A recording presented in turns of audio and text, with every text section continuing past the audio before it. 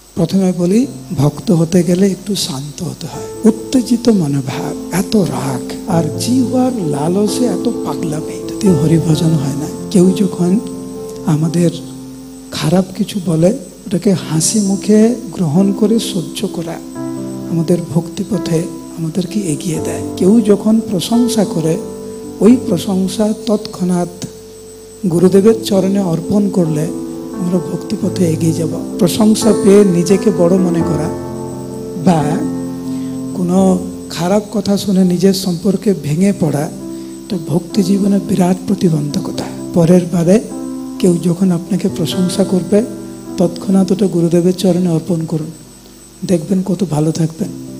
কেউ যখন নিন্দা করবে, ওইটা নিজের কর্মফল মেনে, ভগবানের আশীর্বাদ মেনে, ভগবান আমাকে পরীক্ষা করছে এইটা মেনে জীবনযাপন করুন, দেখবেন ভক্তি জীবনে অনেক আনন্দ পাবেন।